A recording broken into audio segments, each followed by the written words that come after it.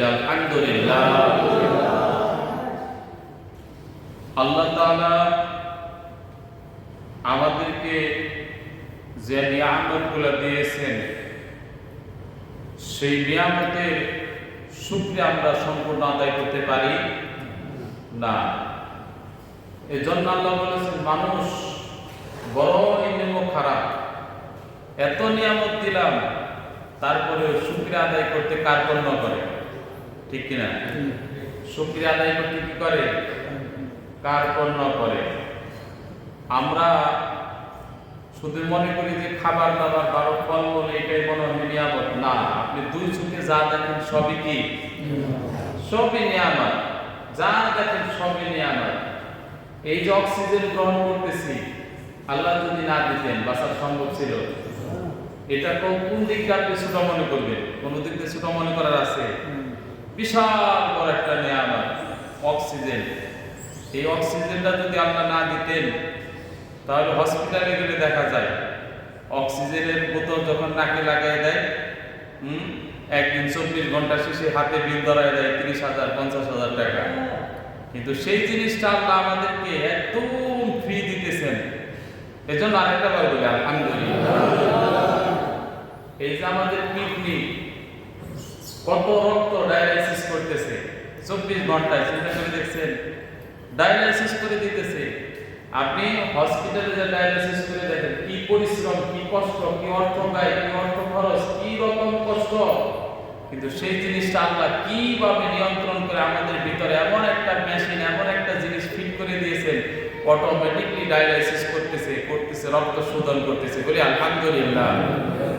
তার মানে আপনি কোন দিক দিয়ে আল্লাহর নিয়ামতকে অস্বীকার করবেন? অস্বীকার করার কোনো ক্ষমতা আমাদের নাই। এজন্য মানুষ যে প্রশ্নগুলো করবে আল্লাহ আগে থেকে জানে যে মানুষ কি কি প্রশ্ন করতে পারে। সব কোশ্চেনের অ্যান্সার আছে কোথায়? কোরআনে। মানুষ প্রশ্ন করতে পারে আল্লাহ কোন কয়টা নিয়ামত দিয়েছে, আমরা গুনি দেখি কয়টা নিয়ামত দিয়েছে। আল্লাহ জানে যে এই প্রশ্নটা করবে। এজন্য আল্লাহ বলে দিয়েছেন ওয়াইনতা উদ্দু নি'মাতাল্লাহি লা তুহসুহা। আমি যে নিয়ামতগুলো দিয়েছি যদি তোমরা গুনতে গুনতে তোমাদের হায়াত শেষ হয়ে যাবে, কিন্তু নিয়ামত গুনে শেষ করতে পারা যাবে? শেষ করতে পারবে না। হায়াত শেষ হয়ে যাবে। একজন মানুষের 40 বছর 50 60 70 80 বছর হায়াত। এই হায়াত সম্পূর্ণ যদি খালি নিয়ামতগুলো গুনতে থাকি হায়াত শেষ হয়ে যাবে, কিন্তু নিয়ামত গুনে শেষ করতে পারা যাবে না। কি নিয়ামত আল্লাহ দিয়েছে? অসংখ্য নিয়ামত। এই যে আমরা আমাদের শরীরের দেহের যে জিনিসগুলো আছে, অঙ্গ প্রত্যঙ্গগুলো যে আছে, এমন বিজ্ঞানীরা বলছে যে আপনার মাথার ব্রেন, এটার কোনো মূল্য হয় না। এটার কোনো কি হয় না? মূল্য হয় না। যদিও বাজার মূল্য ধরা হয়, একজন মানুষের ব্রেন বিক্রি করলে 8,000 কোটি মানুষ খাদ্যের যোগান দেওয়া যাবে। সুবহানাল্লাহ বললেন না? কি ব্রেন, কি মেমোরিটা আল্লাহ দিয়ে দিয়েছেন। একজন মানুষ প্রতি সেকেন্ডে 14টা শব্দ, যা কখনোই শুনি নাই এমন শব্দ, এই 14টা শব্দ ক্যাচ করতে সক্ষম। কেমন কম্পিউটার আল্লাহ দিয়ে দিয়েছেন, বলি না সুবহানাল্লাহ।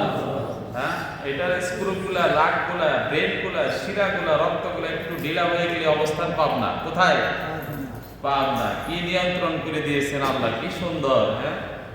কি দিয়ে জিনিস আল্লাহ দিয়েছেন। এজন্য মানুষের শরীরে, মানুষের দু চোখে যা দেখে সবই আল্লাহর নিয়ামত। বলে আলহামদুলিল্লাহ। এজন্য আমি মাঝে মাঝে বলে থাকি, দেখেন আমাদের মাথার চুলগুলা যদি আপনি 1 বছর 2 বছর 5 বছর না কাটেন, 1 হাত লম্বা হবে তো, তাই না? আর আমার দেশে যত চুল লম্বা, যত জটা তত দাম, ঠিক কিনা? যত জটা তত কি দাম। না জানি কি আছে আসলে ওই জানি না জানি কি আছে। ওর সাথে বেদবি করা যাবে না জানি কি আছে ওর শরীরে খালি গন্ধ আছে, ঠিক কিনা? এই জটাগুলো আল্লাহ রাসূল কখনো পছন্দ করতেন না। আল্লাহ রাসূলের চাইতে সুন্দর ডিসিপ্লিন, এত সিমসাম লোক দুনিয়ার মধ্যে আর ছিল না। তার মাথায় তো বালবি ছিল, কিন্তু জট ছিল। উস্কু খুশকু চুল তার মাথায় ছিল না, পরিপাটি ছিল। এত সুন্দর চুলগুলো, ওই যে আমি মাঝে মাঝে বলি সামাইলে তিরমিজি করবেন, দেখবেন চুলের অঙ্গ ভঙ্গি কিরকম কিরকম, হাত পা নাক কান মুখ সব বিস্তারিত ভাবে উঠে আছে, করার দরকার আছে না নাই? তো যেটা বলতেছিলাম, মাথার চুল 1 বছর 2 বছর 5 বছর না কাটলে 1 হাত লম্বা হবে না? 1 হাত লম্বা হবে। কিন্তু আপনার কপালের ভ্রু, চোখের পাপড়ি গুলা জন্মের পরে থেকে 1 ইঞ্চির বেশি লম্বা হয়েছে? হ্যাঁ হয়েছে হয় না? কেন বলবেন যে বিভিন্ন কারণে, হরমোনের কারণে, কিন্তু এটা তো সেট করে দিয়েছেন আল্লাহ, তাই না? আপনার মাথার কপাল পাশাপাশি 4 আঙ্গুল ডিফারেন্স এদিক সেদিক, মাথার চুলগুলা লম্বা হয়, কপালের ভ্রুগুলা, চোখের পাপড়িগুলা 1 ইঞ্চির বেশি লম্বা হয় না। আল্লাহ ডাকতে বলে, বান্দা মাথার চুলের সমান যদি কপালের ভ্রু, চোখের পাপড়িগুলা বড় করে দিতাম, প্রত্যেকদিন সকালবেলা উঠে আগে কাটা লাগতো, না হলে চোখে দেখতাম, চোখে দেখা যাইত, চোখে দেখা যাইত না, দেখা যাইত চোখ। হ্যাঁ, যদি 2 ফিট 3 ফিট 1 ফিট লম্বা হয়, চোখে দেখবেন আপনি অস্বস্তিকর, আপনি চাইতেই পারবেন না। দেখেন কোথায় কি প্রয়োজন। এজন্য আল্লাহ ডাকতে বলছেন, বান্দা তুমি মানুষের দিকে তাকাও, আকাশের দিকে তাকাও, যেখানেই তাকাও না কেন তোমার চোখটা আবার তোমার দিকে ফিরে যাবে, আর আল্লাহর শুকরিয়ার জন্য তোমার মস্তকটা আমি আল্লাহর পায়ে নত হয়ে যাবে। সুবহানাল্লাহ। বিশাল আকাশের দিকে তাকাও, দেখো কোনো ভুল আছে কিনা, কোনো ভুল নাই। এত সুন্দর আকাশ আর কোথাও পাইবা না, কি সুন্দর করে বানিয়ে দিয়েছি। রাতের অন্ধকারে যখন আকাশের দিকে তাকাও, কত সুন্দর সুন্দর তারকা মিটমিট করে জ্বলতেছে, পাশে একটা চাঁদ। দিনের বেলা তাকাও, এত সুন্দর সূর্যটা তোমার জন্য বানিয়ে দিয়েছি। তুমি আকাশের দিকে তাকাও, জমিনের দিকে তাকাও, যেদিকেই তাকাও কোনো ভুল দেখতে পারবে না। ভুল না দেখার কারণে তোমার চোখ আবার তোমার দিকে ফিরে যাবে, মস্তকটা নত হয়ে আমি আল্লাহর পায়ে সিজদা দিবা। সুবহানাল্লাহ। এজন্য আপনি যা নিয়ে গবেষণা করবেন, আল্লাহর সৃষ্টিতে কোনো ভুল নাই। আর আমরা হলাম আর্কিটেকচার, মানে কি, একটা জিনিসের আকার দিতে পারি কিন্তু সৃষ্টি করতে পারি না। সারা দুনিয়ার মানুষ, সারা দুনিয়ার বিজ্ঞানী একত্রিত করে বসায় দেন, একটা চাউল আবিষ্কার করতে পারবে? কিন্তু চাউলতে বিভিন্ন রকমের পিঠা বানাইতে পারবে, বিভিন্ন রকমের ডিজাইন করতে পারবে, একটা গম বানাইতে পারবে না, সেটা দ্বারা তারা বিভিন্ন রকমের রুটি, ব্রেড, নানান কিছু তৈরি করতে পারবে। একটা গাছ বানাইতে পারবে না, কিন্তু গাছ দ্বারা বিভিন্ন রকমের ফার্নিচার বানাইতে পারবে। এজন্য মূল সৃষ্টি হলো আল্লাহ। ডিজাইনার আমরা হতে পারি, কিন্তু মূল হলো আল্লাহ। সেজন্য শুকরিয়া আদায় করতে হবে কার? এজন্য আল্লাহ বলছেন, বান্দা শুকরিয়া বেশি বেশি আদায় কর। এজন্য নামাজের মধ্যে দাঁড়িয়ে আমরা শুরুতে বলি আলহামদুলিল্লাহি রাব্বিল আলামিন। ও মাবুদ, তোমার শুকরিয়া আদায় করলাম, তুমি ছাড়া আর কেউ নাই, তুমি ছাড়া আমাদের আর কেউ নাই, তোমার নিয়ামতের শুকরিয়া আদায় করলাম। নামাজে দাঁড়িয়ে তোমার শুকরিয়া, খাবার সময়ে তোমার শুকরিয়া, বিপদে পড়লে তোমার শুকরিয়া, ভালো থাকলে তোমার শুকরিয়া, সন্তান জন্ম নিলেও তোমার শুকরিয়া, মা মারা গেলেও, বাপ মারা গেলেও তোমার শুকরিয়া, সর্ব অবস্থায় শুকরিয়া আদায় হবে কার? এজন্য আল্লাহ বলছেন, দাওয়াহুম ফিহা সুবহানাকাল্লাহুম্মা তাহিয়াতুহুম ফিহা সালাম ওয়া আখিরু দাওয়াহুম আলহামদুলিল্লাহি রাব্বিল আলামিন। তোমাদের মুখে যেন আমি আল্লাহর নাম থাকে। কার নাম? আল্লাহর নাম থাকে, তার মানে শুকরিয়া থাকে। শেষে যেন থাকে আলহামদুলিল্লাহ। শুরুতে আল্লাহর নাম, শেষে আলহামদুলিল্লাহ বলে দিয়ে যে কাজটা শুরু করবেন আর শেষ করবেন, আল্লাহ বলে ওই কাজের মধ্যে আমি আল্লাহ খাস বরকত দিয়ে ভরপুর করে কামিয়াব দান করে দেব। সুবহানাল্লাহ।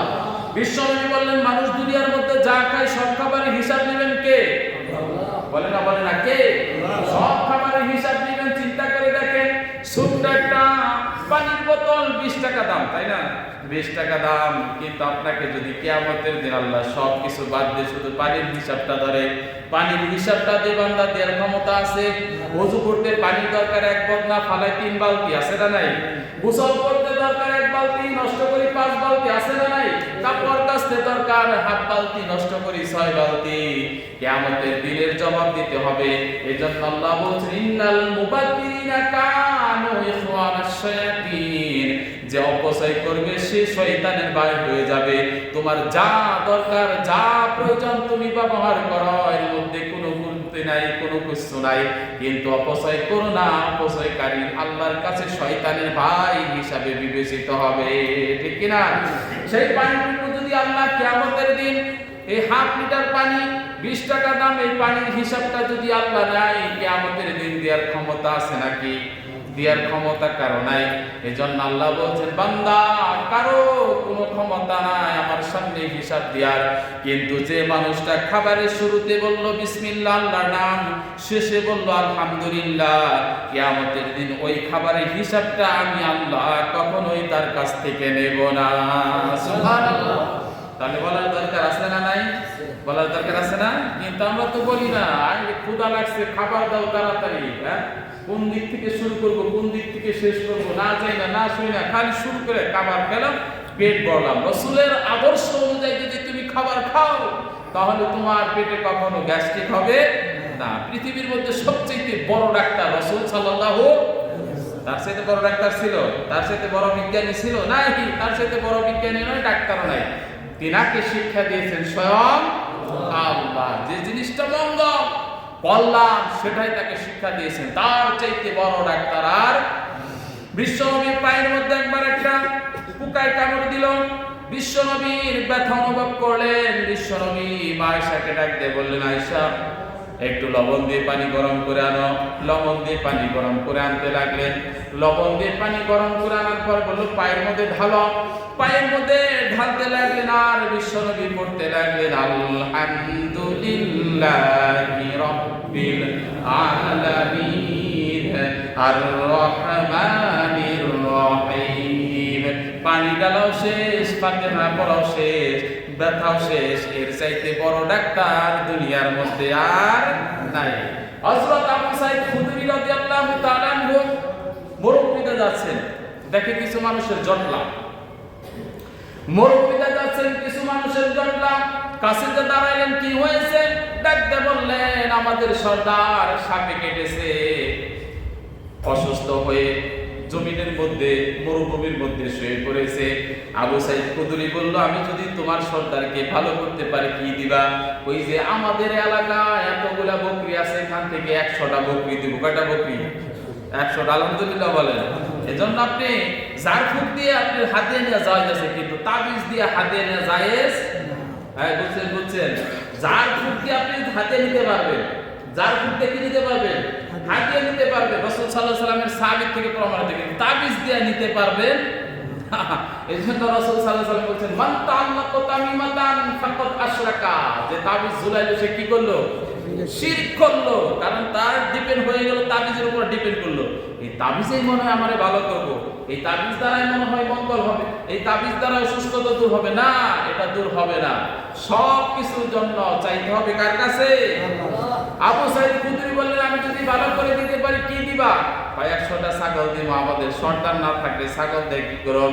বিশ্বনবীর সাহাবী আবু সাঈদ খুদরি প্রথম সূরা ফাতিহা পরে একটা ফু দিলেন। ফু দেওয়ার পরে সেই সর্দার আস্তে আস্তে চোখ খুললেন। 2 নম্বরে ফু দিলেন, উঠে বসলেন। 3টা যখন ফু দিলেন, হাঁটতে শুরু করলেন। আবু সাঈদ খুদরিকে 100 বকরি উপহার দিয়ে দিল। সুবহানাল্লাহ। বিশ্বনবীর কাছে বললেন, ইয়া রাসূলুল্লাহ, আমি একটা কাজ করেছি। কি করেছ? আমি মরুভূমিতে যাচ্ছিলাম, কিছু মানুষের জটলা, একজন লোককে সাপে কেটেছিল। সূরাতুল ফাতিহা দিয়ে পরে 3টা ফু দিয়েছি, সে ভালো হয়ে গেছে। আমার 100টা ছাগল দিয়েছে, 2টা ছাগল আমি জবাই করে খাইছি। আল্লাহর নবী ডাকতে বললেন, ও আবু সাঈদ খুদরি, তুমি শুধু মানুষকে ভালো করো নাই, কোরআনের দাম বাড়াই দিয়ে আসছো, পারলে 2টা একটা ছাগল আমারে দিও। সুবহানাল্লাহ বলেন। হ্যাঁ আলহামদুলিল্লাহ বলেন। এজন্য যার ফুটতে ছাগল বকরি নিয়ে হাতিয়া নিয়ে জায়েজ আছে, কিন্তু তাবিজ দিয়ে জায়েজ নাই। তাবিজের কোনো শক্তি ক্ষমতা নাই। বিশ্বনবী আবার একবার অসুস্থ হলেন, সংক্ষিপ্ত আকারে বলতেছি। জাদু করা হলো, ব্ল্যাক ম্যাজিক। রাসূল সাল্লাল্লাহু আলাইহি ওয়াসাল্লামকে কালো জাদু করা হলো।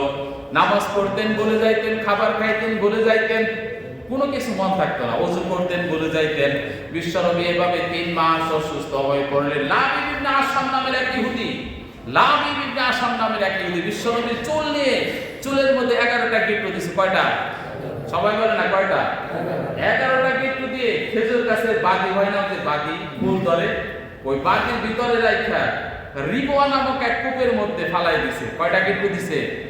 বিশ্বনবী অসুস্থ হয়ে পড়লেন, কথা বলেন, কথায় হেরফের হয়ে যায়, মনে থাকে না। এই জন্য আমাদেরও ব্ল্যাক ম্যাজিক অনেকে করতে পারে না, কালো জাদু করে দেখবেন অনেকে। এই যে মাঝে মাঝে দেখা যায় যে ছোট ছোট পুতুল আছে না, পুতুল, এই পুতুলের এই পাশটা এক প্যারাক গাড়ে, এই পাশটা এক প্যারাক গাড়ে, তারপরে তার ব্ল্যাক ম্যাজিক করে, কালো জাদু করে, আছে এরকম আছে।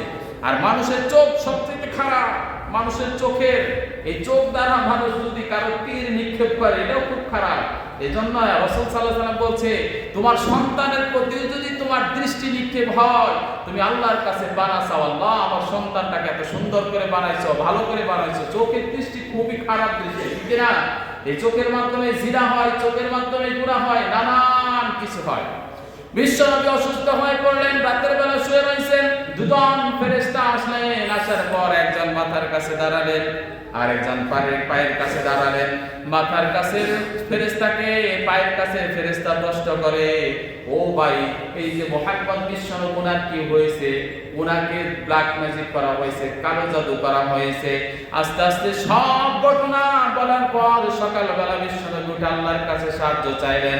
আল্লাহ বললেন, ও মুহাম্মদ, তোমাকে দুইটা সূরা দিলাম, এই সূরার একটা করে আয়াত পড়বা, আর ওই গিট্টু, ওই সিলের গিট্টুগুলো একটা করে খুলে যাবে। আর বিশ্বনবী পড়তে লাগলেন। পরে সবাই কুল আউযু বিরাব্বিল ফালাক মিন শাররি মা খালাক ওয়া মিন শাররি গাসিকিন ইযা ওয়াকাব ওয়া মিন শাররিন নাফাসাতি ফিল উকাদ ওয়া মিন শাররি হাসিদিন ইযা হাসাদ। আবার পড়তে লাগলেন। পরে কুল আউযু বিরাব্বিন নাস মালিকিন নাস ইলাহিন নাস মিন শাররিল ওয়াসওয়াসিল খান্নাস আল্লাযী ইউওয়াসওয়িসু ফি সুদুরিন নাস মিনাল জিন্নাতি ওয়ান নাস। এই দুইটা সূরার মধ্যে 11টা আয়াত, এক একটা করে আয়াত করেন, এক একটা করে গিট্টু খুলে গেল, বিশ্বনবী সুস্থ হয়ে গেলেন। এখন আপনার যদি সন্দেহ হয় কোন কালো জাদু আপনাকে অ্যাটাক করেছে, সূরা ফালাক, সূরা নাস করে হাতের মধ্যে ফু দেন, সারা শরীর ম্যাসেজ করে শুয়ে থাকেন, এই কালো জাদুর বাপেও আপনাকে স্পর্শ করতে পারবে না। হুকুমটা কার? আল্লাহ। আল্লাহ কি মিথ্যা কথা বলে? এজন্য আল্লাহ বলছেন, ওমান আসতাকু মিনাল্লাহি হাদিসা। ও দুনিয়ার গোলাম, ওপেন চ্যালেঞ্জ কি আছে আমার মতো সত্য কথা বলতে পারো? আছে কেউ? এই সত্য কথাগুলো কোথায় আছে? কোরআনে। কিয়ামত পর্যন্ত মানুষ চেষ্টা করলে কোরআন থেকে একটা মিথ্যা কথা বের করতে পারবে না। এজন্য কোরআনের শুরুতে আল্লাহ বলে দিলেন, যালিকাল কিতাবুল লা রাইবা ফি, this is the holy Quran, there is no doubt. এমন সংবিধান, এমন কোরআন তোমার জন্য নাজিল করলাম, সারা দুনিয়ার গোলাম অট্ট হয়ে খুঁজলেও একটা বন্ধু দূরের কথা সন্দেহ বের করতে পারবে না। এজন্য সবচেয়ে বড় ডাক্তার বিশ্বনবী, তার চাইতে বড় ডাক্তার আসেনি, তার চাইতে বড় বিজ্ঞানী আসেনি। কত বড় বিজ্ঞানী, একটা এক্সাম্পল দিয়ে বিশ্বনবী বললেন যে তোমাদের লিকুইড খাবার, তরল খাবার আছে না, লিকুইড খাবারের মধ্যে যদি মাছি পড়ে না আমাদের খাবারের মধ্যে, ডাউল, দুধ, এগুলোর মধ্যে, তখন বিশ্বনবী বললেন আঙ্গুল দিয়ে চুবাইবা, মাছিটার আঙ্গুল দিয়ে চুবাইয়া তারপরে ফেলে দিবা। বিশ্বনবীর এই কথাটা এখন রিসার্চ শুরু হয়ে গেল। কেন এই কথা বলেছে? মাছি একটা নোংরা জিনিস, খারাপ জিনিস খাদ্যের মধ্যে পড়লে উঠাইয়ে ফেলে দিব, তা আবার কেন চুবাইয়ে ফেলে দিতে বললেন? আধুনিক বিজ্ঞান রিসার্চ করে দেখে মাছির দুইটা পাখা। কয়টা পাখা? দুইটা পাখা। খুব খেয়াল করে দেখবেন, ওই মাছির পাখার মধ্যে লাল লাল ছোট ছোট পোকা আছে, আছে না নাই? হ্যাঁ, লাল লাল ছোট ছোট পোকা আছে, এটা হলো ভাইরাস। আরেক পাখার মধ্যে অ্যান্টিভাইরাস, একটার মধ্যে রোগ, আরেকটার মধ্যে প্রতিষেধক। আলহামদুলিল্লাহ বলেন। একটার মধ্যে রোগ, আরেকটার মধ্যে প্রতিষেধক। এখন রিসার্চ করে দেখেন যে একটার মধ্যে রোগ, একটার মধ্যে প্রতিষেধক। আপনার লিকুইড তরল খাবারের মধ্যে কোন পাখা পড়লো আমার জানা নাই। অতএব সুবাই ফালাই দেন, ওটার মধ্যে রোগও আছে, প্রতিষেধক আছে। আলহামদুলিল্লাহ বলেন। তার চাইতে বড় ডাক্তার আর আসেনি, তার চাইতে বড় ডাক্তার আর নাই। এজন্য বিশ্বনবী বলছেন, দুনিয়ার উম্মতেরা আমাকে যদি অনুসরণ করো, কিয়ামতের দিন তোমাদের জান্নাতটা দিয়ে দিবেন কে? এজন্য বিশ্বনবী যত নবী রাসূল আসছেন তাদের কিছু কিছু মৌলিক সুন্নাত আছে, কিছু কিছু মৌলিক কি সুন্নাত আছে, মৌলিক সুন্নাত আছে। এই যে আমরা মুসলমানি করাই না, এটা ইব্রাহিম আলাইহিস সালাম থেকে শুরু করে সব নবীরাই করেছেন। আলহামদুলিল্লাহ বলেন। এই জিনিসটা কত একটা উপকারী জিনিস, আপনি যদি গভীরভাবে চিন্তা গবেষণা করেন বিশাল বড় ধরনের একটা উপকার। এটা বিশ্বনবী সহ সব নবী রাসূলরা করেছেন। আলহামদুলিল্লাহ বলেন। এজন্য বিশ্বনবী সব কিছু কিছু নবী রাসূলের মৌলিক কিছু সুন্নাত আছে যেগুলো আমাদের পালন করার দরকার আছে না নাই? এমন ভাবে পালন করবেন, শক্ত করে ধরবেন। আবার আল্লাহ বলছেন ওয়াতাসিমু বিহাবলিল্লাহি জামিআ ওয়া লা তাফাররাক। কোরআনটা শক্ত করে ধরো, এক মাথায় আমি আল্লাহ ধরছি আর এক মাথায় জান্নাত, মাঝখানে ধরবা তোমারে জান্নাতের মধ্যে পাঠায়া দিব। সুবহানাল্লাহ বলেন।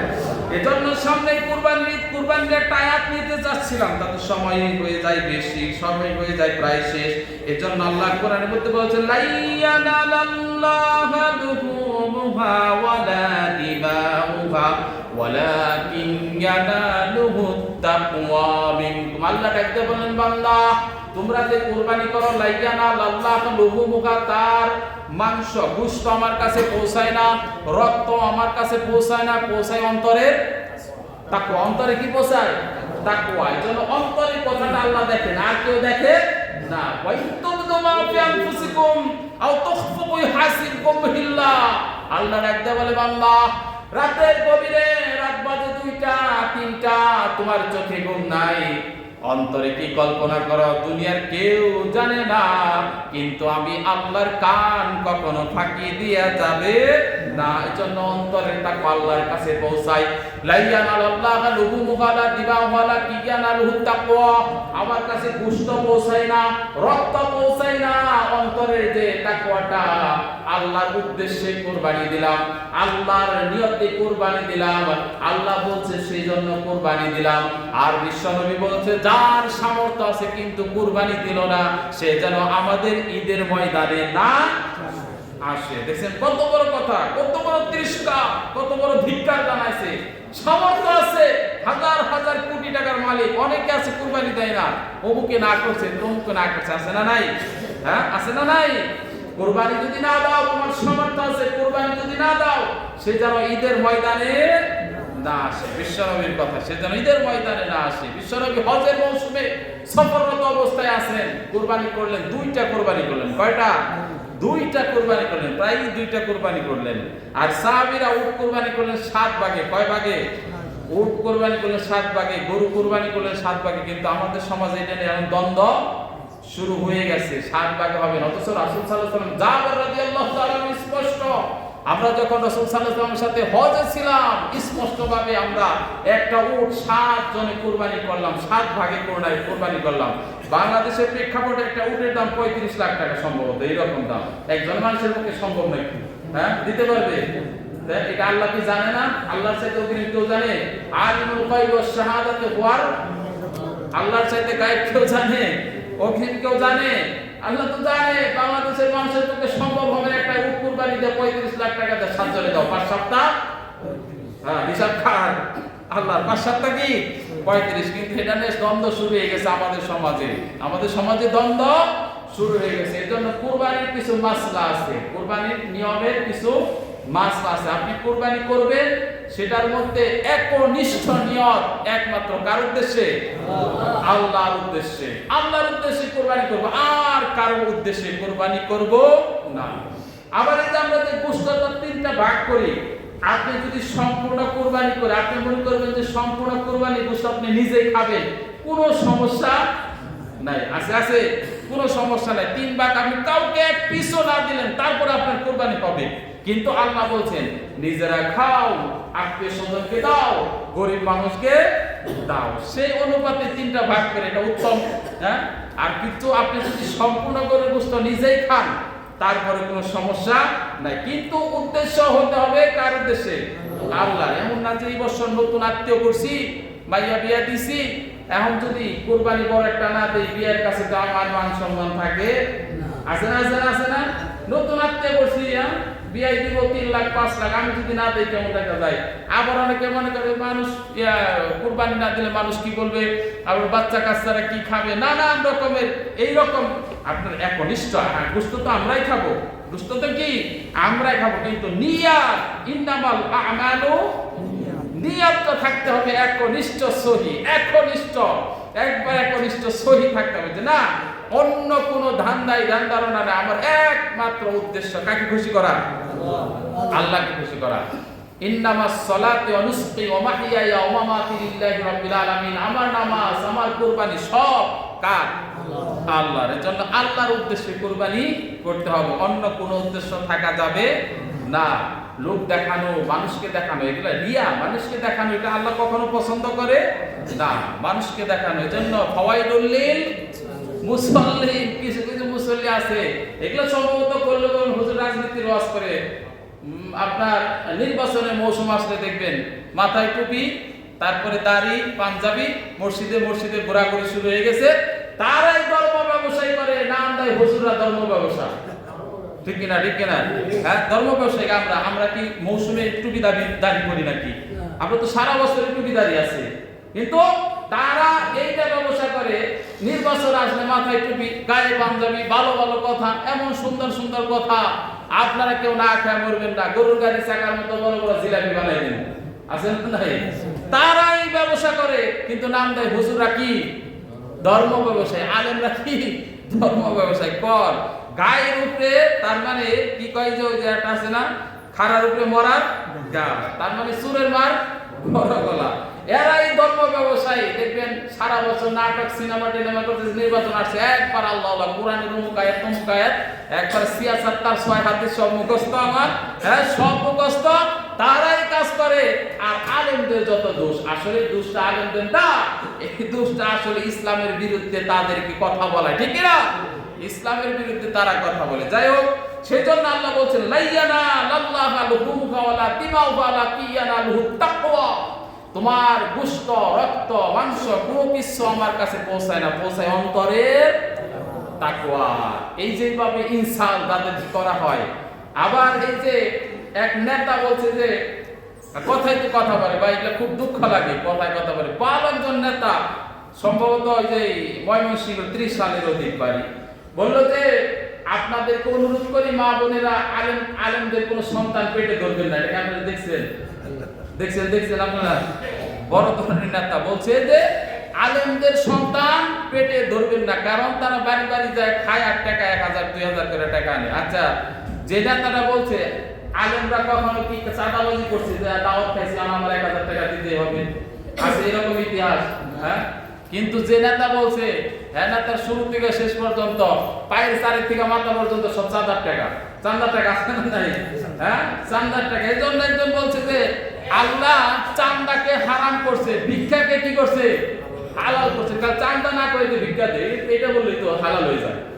সুবহানাল্লাহ কইবেন না? চাঁদা না করে খালি বলছে চাঁদা না করে ভিক্ষা দে, একই তো কথা, একইভাবে হাত পাতে। চাঁদা না করে খালি কি দে?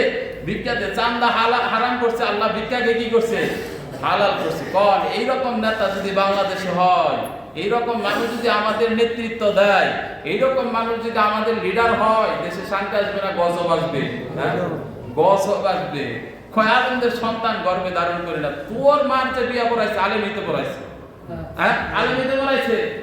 আলেম যদি বিয়াটা না পড়াইতে, তুই তো যার সন্তান হইতি। এই কথা বলেন, ঠিক না? হ্যাঁ, তুই তোর বার বিয়া যদি আলেমে না পড়াইতো, তুই তার পড়াইতে পারতি না। হ্যাঁ, তোর বাপও পড়াইতে পারতো না। আলেমে পড়াইছে দেখে তুই বৈধ সন্তান হইছ, সে আলেমের বিরুদ্ধে কথা। যদি না পড়াইতো যার সন্তান হইতি। এইরকম লিডার, এইরকম মন মানসিকতা, সেন্স নিয়ে যারা কথা বলে, কিয়ামতের দিন এগুলোর বিরুদ্ধে আল্লাহ, এদের এগেইনস্টে আল্লাহ কেস করবেন। কি করবেন? কেস করবেন আল্লাহ, একদম ডাইরেক্ট আলেমদের বিরুদ্ধে কথা। আল্লাহ বলছেন ইন্নামাল উলামা ওয়ারাসাতুল আম্বিয়া, আলেম উলামাগণ নবীর কি ওয়ারিস। এদেরকে এমন মহব্বত, আপনি যদি সামান্য একটু মহব্বত করেন, কিয়ামতের দিনে এমন কথা বলা হবে যে দেখছে ফেরেশতা এই বান্দার কোনো ভালো আমল আছে? আল্লাহ কিছু নাই। আল্লাহ একটা জিনিস আছে, কি একজন আলেম একদিন মহব্বত করে এক কাপ চা খাইছিল, এই উসুলায় মাফ করে দিলাম। সুবহানাল্লাহ। আলেমদেরকে মহব্বত করো, আলেম হও, না হলে আলেমের বাবা হও, না হলে আলেমের দাদা হও, না হলে আলেমকে ভালোবাসো, কিন্তু আলেম বিদ্বেষী হইও। রাসূল সাল্লাল্লাহু আলাইহি সাল্লামের কথা। 5 নাম্বার হইও না। আর কয় আলেমদের, আপনারা মা বোন যারা আছেন, আলেমদের সন্তান বাচ্চা পেটে ধরবেন না। চিন্তা করছেন কত বড় কথা? হ্যাঁ, তোর মতো মানুষ মনে করে বাংলাদেশে কোনো আলেম হইল না, সব ওর মতো হইল। চাঁদাবাজে দুনিয়াটা শেষ। হ্যাঁ, ঠিক কিনা? চাঁদাবাজে দুনিয়াটা শেষ। এজন্য আল্লাহ বলছেন মানুষ বড়ই নিমক হারাম, এত কিছু দান করছি, এত কিছু দিয়েছি, তারপরেও কখনো কখনো কার্পণ্য করে, আমার শুকরিয়া আদায় করে না। এই জন্য ভাই, যাদের সামর্থ্য আছে তাদের কুরবানি দিতে হবে। কুরবানি দিবেন না, আপনি ঈদের মাঠে আসতে পারবেন না, রাসূল সাল্লাল্লাহু আলাইহি সাল্লামের কথা। আবার এই বড় যাবে না, মানুষ দেখায় আরেকজনের কাছে ধার করে, ঋণ করে, সুদ করে, হ্যাঁ, কুরবানি না দিলে কেমন দেখা যায়। এই কুরবানির দিনে যদি আমি কুরবানি না দিই, এত বড় নেতা আমি, এত বড় মানুষ, সমাজের কর্তৃত্ব নেতৃত্ব দেই, আমি যদি কুরবানি না দিই কেমন দেখা যায়। না, এটাও করা যাবে না। কুরবানি আপনার ঋণ আছে, ঋণ পরিশোধ আগে করেন। 1000 কোটি টাকা দানের চাইতে 1 টাকা ঋণ পরিশোধ করা উত্তম। এই জন্য ঋণ পরিশোধ করতে হবে, আপনার ঋণ পরিশোধ করতে হবে আগে। এই জন্য কুরবানি যারা দেবে এখন থেকে নিয়ত করছি তো, হ্যাঁ নিয়ত করছি না, নিয়ত করছে। আবার কুরবানির গরু যারা বিক্রি করবো তাদের মধ্যে ঝামেলা আছে, আছে না নাই? ঝামেলা আছে। এক লোক খুব সুন্দর করে আদর যত্ন করে একটা গরু পালছে, পালার পরে এখন এই গরুটা বিক্রি করব। সকালবেলা বউ কইতেছে, বউ একটা দাম কয় গরু, কয় কি কম, কয় 2 লাখ। বউ কইছে 2 লাখ গরুর দাম গেলে তো হইব, গরুর দাম হইব 1 লাখ 1.5 লাখ। বাজারে গেছে বিক্রি করার জন্য, এখন সবার একটা টার্গেট আছে না, আইডিয়া আছে না যে কি রকম দাম হইব। বলছে ভাই গরুটা তো 1.5 লাখ দেন। কয় কি করবে, আল্লাহর কসম সকালে একদম 2 লাখ কইছে, দেই নাই। কয় সকালে একদম আল্লাহর কসম 2 লাখ কইছে, দেই নাই। কথা তো বাস্তব, কথা তো ঠিক আছে, 2 লাখ কইছে। তার মানে আপনি হারাম হওয়ার জন্য যে কৌশলটা অবলম্বন করবেন ওইটাও কি হারাম, ওইটাও কি হারাম। ওই যে দাউদ আলাইহিস সালাম সমুদ্রের পারে জাবুর কিতাব তেলাওয়াত করতেন, মাছ তার এত কণ্ঠ ছিল, এত কণ্ঠ, সমুদ্রের মাছগুলো এসে তার কুরআন কিতাব তেলাওয়াত শুনতেন, সুবহানাল্লাহ বলি, জাবুর কিতাব শুনতেন। এখন ওই এলাকার মানুষ কি করলো, ওই মাছগুলা ধরতো, শনিবারে মাছগুলা ধরে ফেলাইতো। আল্লাহর কাছে মাছগুলা দাউদের কাছে বললো, দাউদ আল্লাহর কাছে বললো, আল্লাহ বললো যে শনিবারে তোমরা মাছ ধরো না। তারা কাজ করলো, শনিবারে ওই মাছগুলা জাল দিয়ে বেড়াতে রাখতো। কি করে রাখতো? বেড়াতে রাখতো। কিরকম কৌশল দেখেন, বেড়াতে রাখতো, রবিবারে যায় মাছগুলা ধরতো। এখন তার মানে ওই হারাম যে জিনিসটা, শনিবারে মাছ ধরা হারাম, ওইটার সাথে যে কৌশলটা অবলম্বন করবে সেটা কি হারাম। আল্লাহ বললেন কুনু কিরাদাতান খাসিরিন, যারা শনিবার মাছ বেড়াতে রাখো, রবিবারে দরজ করা, বানর হয়ে যা। কি হয়ে যা? বানর হয়ে যা। এই জন্য যত হারাম কাজের যত কৌশল অবলম্বন করবেন ওই সবগুলাই কি হারাম। একটা মিথ্যা কথা সত্য বানিবার যতগুলা মিথ্যা কথা বলবেন সবগুলাই কি হারাম। এজন্য আল্লাহ বলছেন ওমাকারু ওমাকারুল্লাহ আল্লাহু খায়রুল মাকিরিন, যতই কৌশল অবলম্বন করো না কেন আমি আল্লাহর চাইতে উত্তম কৌশল অবলম্বন করতে পারবা না। আল্লাহর চাইতে উত্তম কৌশলী আর কেউ নাই। যাদের সামর্থ্য আছে ভাই তারা অবশ্যই কুরবানি দেব, অবশ্যই অবশ্যই অবশ্যই দেব। কারণ বিশ্বনবী বলছেন তোমার কুরবানি দেওয়ার ক্ষমতা আছে, তুমি দিলা না, সে যেন ঈদের মাঠে না আসে। দেখছেন কতবার কত রকমের একটা লজ্জাকর ব্যাপার, কথা না? কত রকম ইনসাল করতে বিশ্বনবী, তুই মাঠে আসিস না, তুই মাঠে আসিস না, তুই যে কুরবানি দাস নাই, তুই মাঠে আসিস না। তার মানে কুরবানিটা মূলত তো ছিল আমাদের একটা জীবন দেওয়ার জন্য। ইতিহাস তো আমরা জানি, সেখান থেকে আল্লাহ জীবন না দিয়ে একটা বকরি একটা গরু দিছে, তারপরও দেয়ার দেয় না। তারপর অনেক মানুষ আছে দেয় না, তাই না? অনেক মানুষ আছে দেয় না। না, যাদের সামর্থ্য আছে অবশ্যই অবশ্যই কুরবানি দিতে হবে। কুরবানি আর আপনার যাকাতের মধ্যে কিন্তু একটা পার্থক্য আছে। যাকাত হলো সারা বছর নিসাব পরিমাণ সম্পদ 1 বছর থাকতে হবে। কয় বছর? 1 বছর। কিন্তু কুরবানি জিলহজ মাসের 10, 11, 12 এই 3 দিনের মধ্যে যদি আপনি নিসাব পরিমাণ সম্পদের মালিক হন, এই 3 দিনের মধ্যে আপনার কুরবানি দিতে হবে। কুরবানির সময় হলো কয় দিন? 3 দিন। 3 দিনের ভিতরে কুরবানি সম্পদের মালিক হয়েছেন, 3 দিনের ভিতরে দিতে হবে। আর যাকাত হলো সারা বছর, 7.5 তোলা স্বর্ণ, 52 তোলা রূপা, সারা বছর যদি তার মূল্য আপনার কাছে থাকে, মাঝখানে আসলো মাঝখানে গেল না, এই যাকাত নাই। মাঝখানে আসলো মাঝখানে গেল, যাকাত নাই। কিন্তু আপনি 3 দিনের মধ্যে যদি আপনি নিসাব পরিমাণ সম্পদের মালিক হন, আপনাকে কুরবানি দিতে হবে। এজন্য আল্লাহ বলছেন লাইয়ানা আল্লাহু আলহুমুকালা দিমাহু আলা কিয়ানালহু তাকওয়া, বান্দা তোর কুরবানির গোশত, রক্ত, মাংস আমার কাছে কিচ্ছুই পৌঁছায় না, পৌঁছায় অন্তরের তাকওয়া। আল্লাহ তোমার উদ্দেশ্যে কুরবানি দিলাম, আল্লাহ তোমার উদ্দেশ্যে আমি কুরবানি দিলাম, আমার কুরবানিটা আল্লাহ তুমি কবুল করো। বলেন আমিন। আল্লাহ যারা আমার ভাইরা কুরবানি নিয়ত করেছে আল্লাহ এই সব কুরবানিগুলোকে আল্লাহ ইব্রাহিম আলাইহিস সালাতু ওয়াস সালামের কুরবানির সাথে কবুল করে নাও। বলেন আমিন। কারণ কবুল করার মালিক কে? লাখ লাখ টাকা দিয়ে কুরবানি দিলাম, কবুল না হইলে ওটা খাও না। হ্যাঁ, গরু তো প্রত্যেকদিনই জবাই হয়, এই যে আজকেও বাজারে হয়েছে না, এটাও তো এই জবাই, একই তো কাহিনী। হ্যাঁ, এমনিও জবাই হয়, কুরবানির দিনও জবাই হবে, কিন্তু পার্থক্যটা আছে না নাই? আছে। ওটার মধ্যে কোনো কিছু নাই, কুরবানি ওটা কুস্ত খাইছেন বাস শেষ, কিন্তু এটা কবুল হওয়ার বিষয় আছে না নাই? এজন্য ভাই একনিষ্ঠ একবার খালিস নিয়ত, আমার কুরবানি একমাত্র কার জন্য? আল্লাহর জন্য। মানুষকে দেখাবার জন্য নয়, গোশত খাওয়ানোর জন্য নয়, বিআইরে দেখাবার জন্য নয়, কাউরে দেখানোর জন্য নয়, একমাত্র আল্লাহর উদ্দেশ্যে। তারপর গোশত তো আমরাই খাবো, গোশত তো কি আমরাই খাবো, কিন্তু নিয়তটা আল্লাহ খালি অন্তরের নিয়তটা দেখবেন, আর কোনো কিছু দেখবেন না। এজন্য এখন থেকে নিয়ত আল্লাহ, আর কোনো উদ্দেশ্য না, আল্লাহ তোমার উদ্দেশ্যে কুরবানি দিব, আমার কুরবানিটা এখন থেকে আল্লাহ কবুল করো। বলেন আমিন। ওয়া আখিরু দাওয়ানা আলহামদুলিল্লাহি রাব্বিল আলামিন। আসসালামু আলাইকুম ওয়া রাহমাতুল্লাহি ওয়া বারাকাতুহু। যারা পড়লো তোমার 4 রাকাত সুন্নাত পড়ি নাই করে নেই।